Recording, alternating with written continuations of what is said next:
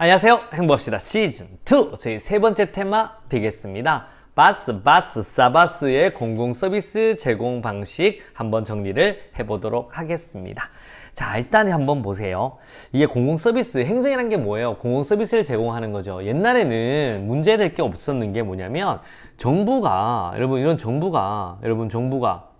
모든 공공서비스를 제공했습니다. 이 공공서비스를 다 누가 제공했냐면 정부가 다 제공했습니다. 이때는 아무 문제가 없습니다. 그런데 이제 우리 이 민간에서 공공서비스를 제공하기 시작하는 겁니다. 일정 부분은. 그러니까 이 방법에 대해서 이제 문제가 나오기 시작하는 겁니다. 아시겠습니까?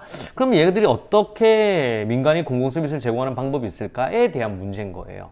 그래서 여기에서 이제 우리 계약 방식도 있고 면허 방식도 있고 보조금도 있고 바우처도 있는 겁니다. 아시겠습니까? 이렇게 보시면 돼요. 크게 어려움이 없습니다.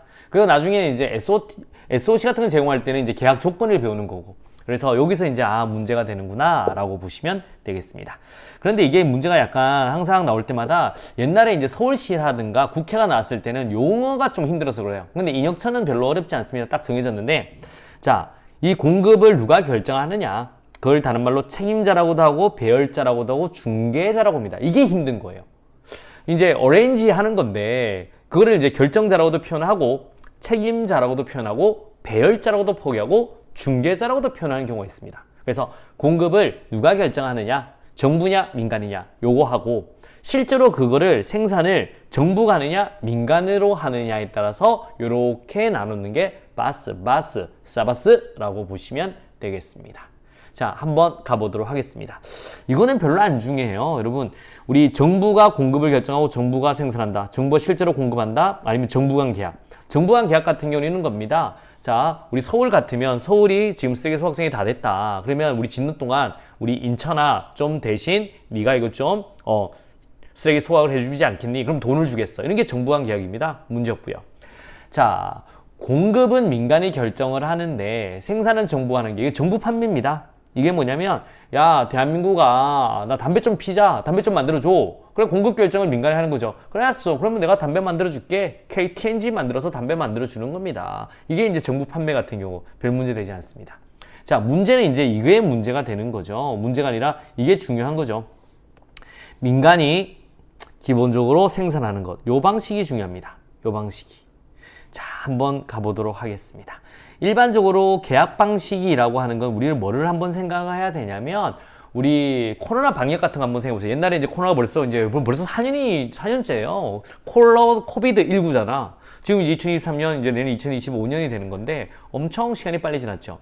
옛날에 코로나 방역 같은 경우는 처음에는 정부가 했습니다. 근데 워낙 많이 번지니까 이제 우리 경쟁 입찰을 붙인 거죠. 그래서 실제로 방역업체 있죠. 모기약 붕 뿌리는 차들. 그런 거 하는 업체들한테 이제 경쟁 입찰을 붙인 겁니다. 자, 한 번에 얼마 받을래? 그래서 그 중에 제일 싼 걸 딱 골라서 그분들한테 방역을 하라고 시키는 거죠. 그게 이제 민간위탁, 그 조문의 민간위탁, 그 다음에 계약 방식인 거죠. 이렇게 보시면 돼요. 자, 그러니까 민간위탁 계약 방식이 뭐냐면 결국 정부가 결정했습니다. 근데 민간이 이제 방역하는 거고 돈은 누가 주냐면 정부가 주는 겁니다. 정부가 비용을 부담한다.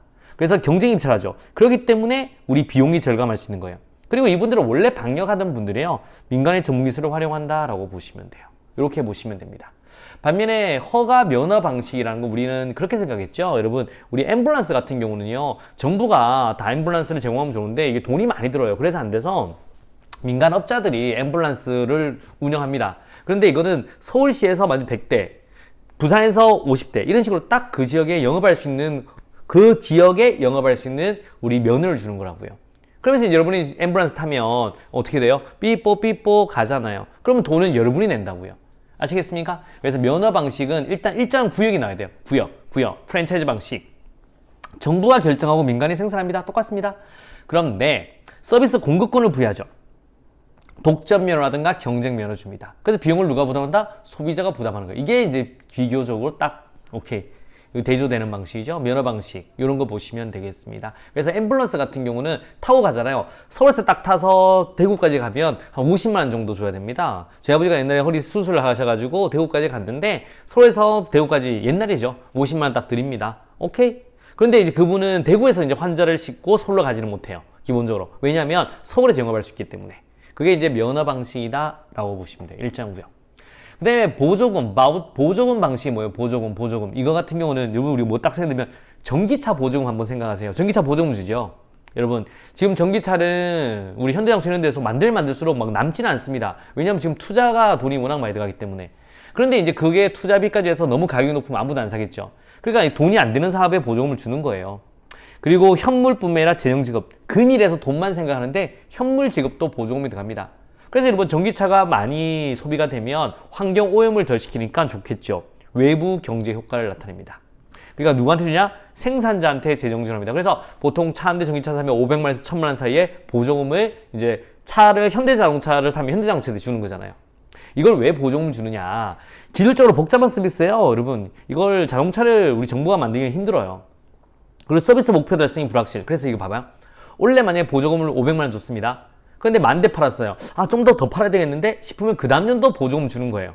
그러면 또 이제 만들어 나가겠죠. 또 더 줍니다. 근데 이제 됐어. 이제 그만 줘도 되겠어 싶으면 보조금을 안 주는 거예요. 그래서 서비스 목표 달성이 불확실할 때 보조금을 주면서 조정을 한다. 하지만 시장 가격에 왜곡이 나타날 수 있어요. 그래서 이제 그만큼 가격을 안 봐도 되는데 더 올리거나 보조금 주기 때문에 보조금 포함있는 가격, 이래 시장 가격이 왜곡될 수 있다라고 보시면 돼요. 반면에 바우처입니다. 바우처는 여러분 우리 해봤죠. 코로나 때 우리 전자바우처 받아본 적 있죠? 우리 20만 원씩 개인당. 이걸로 피자 사 먹고 뭐 사잖아요. 이게 쿠폰 바우처입니다. 이게 우리 사회복지 이제 즉 공무원 되면 바우처와의 전쟁이죠. 구매권입니다. 이거는 수익 사업이고요. 카드나 쿠폰 제공합니다. 요즘에는 포인트로도 많이 제공하는 거고요. 그 다음에 소득 재분배 효과가 나타납니다. 보통 바우처를 누구한테 주냐면 우리 저소득층이나 약자한테 줍니다. 그래서 소비자의 선택권이죠. 이게 제일 중요한 말이에요. 이제 옛날에는 어떻게 하면 이렇게 줬어요. 옛날에는 그냥 연탄, 천장 이런 식으로 갖다 줬다고. 요즘에 에너지 바우처를 주면요. 여러분이 그 바우처 가지고 여러분이 사고 싶은 연탄 공장에서 연탄 사도 되고 가스비로 넣어도 되고. 그러니까 소비자의 선택권을 확보할 수 있습니다. 이것 때문에 바우처인 거죠. 그리고 공급자 간 경쟁을 유도할 수 있는 거고요. 옛날 같으면 뭐 그냥 정부가 사가지고 우리 연탄 같은 거 주니까 경쟁할 필요가 없어요. 하지만 이제는 저희 연탄 다 주세요. 저희 연탄이 좋아요. 이런 공급자 간 경쟁을 유도할 수 있다. 그럼 소비자는 좋아지죠. 하지만 공급자 입장에서 수요 예측이 곤란해요. 옛날 같으면 우리 쉽게 말해서 연탄 10,000장 찍으면 된다. 그러면 10,000장 찍으면 돼요. 요즘에는 이제는 안 사주면 그만이니까 안 사주면 제가 못 나가잖아요. 그래서 수요 예측이 곤란하다. 이렇게 보시면 되겠습니다. 그 다음에 시장 공급하거나 자원봉사는 딱 단어 하나 생각하면 돼요. 공익을 위해서 자원봉사입니다. 공익을 위해서. 자조 방식, 작업 방식은 셀프 헬프 영어로. 셀프 헬프.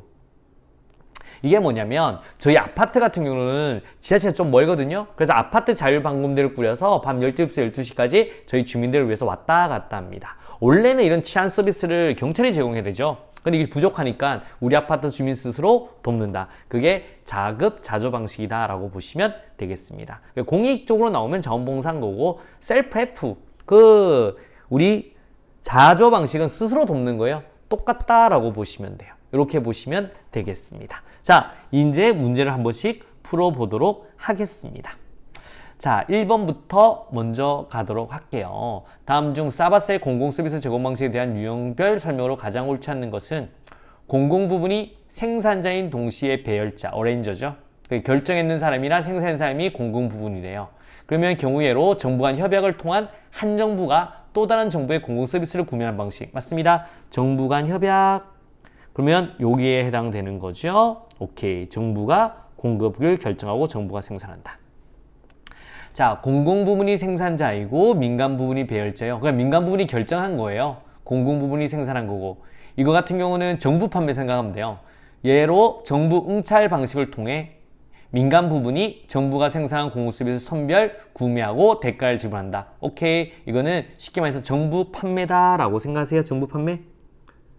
정부가 담배를 제공하면 우리가 사잖아요. 그래서 민간 부분이 정부가 생산한 공공서비스를 선별, 구매하고 대가를 지불한다. 정부 판매. 맞습니다. 민간 부분이 생산자이고 정부가 배열자인 경우는 정부가 결정하고 민간이 생산하네요. 예로 민간위탁, 바우처를 통한 서비스 제공 등이 있다. 딩동댕동 맞습니다. 자, 민간 부분이 생산자인 동시에 배열자인 경우의 예로 임대형 민자사업, 보조금에 의한 서비스. 여러분 이거 같은 경우는 민간 부분이 생산한다는데 우리 배열자가 누구예요? 이게 이제 정부입니다. 정부가 결정을 하고요. 민간이 생산을 하는 거예요. 임대형 임대사업 같은 경우도 정부가 이제 우리 임대형 주택을 짓겠다. 그러면 이제 민간이 짓는 거죠. 민간이 먼저 만들어서 정부한테 소유권 넘겨서 이제 임대료 받는 거예요. 그러니까 이는 임대주택을 짓겠다라는 건 정부가 결정하고 민간이 제공을 해주잖아요. 아시겠습니까? 그 다음에 보조금 위한 서비스 같은 경우도 정부가 결정하고 민간이 생산을 하는 겁니다. 정답 몇 번? 4번이 되겠습니다. 여기는 이제 서울시 문제라서 어레인저라고 배열자라고 표현을 한 겁니다. 일반적으로. 자, 우리 지방직 문제 보겠습니다. 옳지 않는 것은요. 한번 가보도록 할게요. 자, 자조 방식입니다. 셀프 헬프 방식이죠. 서비스의 생산과 관련된 현금 지출에 대해서만 보상받고 직접적인 보수를 받지 않으면서 공익을 위해 봉사하는 사람들. 이건 뭐예요? 여기서 키워드는 공익이에요. 공익. 이건 자조 활동이 아니라 자원봉사라고 하셔야 돼요. 자원봉사. 1번이 틀렸습니다. 그래서 자원봉사를 가보시면 여러분 제가 교통비랑 식비는 받아요. 하지만 제가 통역으로 가면 통역에 대한 돈을 안 받는 거예요. 아시겠습니까? 여기서는 키워드는 공익. 공익이라고 넣으면 자원봉사라고 하셔야 됩니다. 자, 보조금 방식은 민간조직 또는 개인이 제공한 서비스 활동에 대해 정부가 재정 또는 현물을 지원하는 것이다. 딩동댕동 맞습니다. 그 다음에 바우처 방식은 공공서비스의 생산을 민간 부분에 위탁하면서 시민들의 구입 부담을 완화시키기 위해 금전적 가치가 있는 쿠폰, 오케이. 쿠폰을 제공한다. 바우처, 딩동댕동 맞습니다. 면허 방식이죠. 면허. 이거는 프랜차이즈. 일정 구역 중이에요. 앰뷸런스. 민간 조직에게 일정 구역 내에서 공공서비스를 제공하는 권리를 인정하는 것이다. 딩동댕동. 정답 몇 번? 1번이 되겠습니다. 됐죠? 자, 이제 우리 OX로 한 번 더 가보도록 하겠습니다. 자, 이게 좀 길어지는데 그래도 한번 잘 따라오세요. 한번 깔끔하게 정리하면 좋으니까. 자, OX 1번부터 가보도록 하겠습니다. 사바스가 제시한 공공서비스 공급 요인에 따르면 자원봉사 방식은 민간이 결정하고 정부가 공급한다. OX X 민간이 결정하고 누가 공급해요? 민간이 공급한다 라고 하셔야 됩니다. 그래서 X. 자, 바우처입니다. 아하, 민간 부분을 활용하지만 여전히 최종적인 책임은 정부에 있다. O예요? X예요? O 되겠습니다. 그래서 정부가 결정자, 배열자, 책임자잖아요. 그래서 정부가 책임을 집니다. 하지만 민간 부분을 활용하죠. 생산은 민간이 사는 겁니다. 그래서 O 되겠습니다. 자, 3번 되겠습니다. 자조활동 방식이란 공공서비스 수혜자와 제공자가 다른 집단에 소속되어 서로 돕는 형식으로 활동하는 것을 의미한다. O예요? X예요? X 되겠습니다. 여러분 영어 아시죠? 셀프 헬프, 스스로 돕는다. 그러면 공공서비스 수혜자 제공자가 같은 집단에 소속되는 거예요. 같은 집단에. 그래서 X 하시면 되겠습니다. 자, 우리 키워드로 한 번 더 접근해 볼까요? 자, 사바스의 분류에 따르면 계약, 허가, 보조금 등은 누가 공급을 결정하고 민간이 생산해요. 누가 공급을 결정해요? 정부가 공급을 결정하죠. 그리고 민간이 생산하는 여기에 해당되는 내용 되겠습니다. 됐나요? 갑니다. 민영화의 방법 중 빵빵 방식은 일반적으로 경쟁 입찰을 통해 서비스의 생산 주체가 결정되므로 정부의 재정 부담을 경감시킬 수 있다는 장점을 지닌다. 여기서 키워드가 뭐예요? 경쟁 입찰입니다. 경쟁 입찰. 오케이? 그러니까 정부의 재정 부담이 경감될 수 있다라는 겁니다. 무슨 방식? 계약 방식 되겠네요. 계약 방식. 오케이? 이렇게 보시면 되고. 자, 3번입니다. 빵빵빵 제도는 수혜자에게 현금을 지원하는 대신 특정 제도나 서비스를 구매할 수 있는 쿠폰, 포인트. 오케이. 쿠폰이나 포인트를 제공합니다. 한마디로 뭐예요? 바우처 제도 되겠습니다. 바우처 되겠습니다. 바우처. 자, 이렇게 머릿속에 딱 넣으시면 돼요. 오늘 우리가 뭘 배웠냐면요.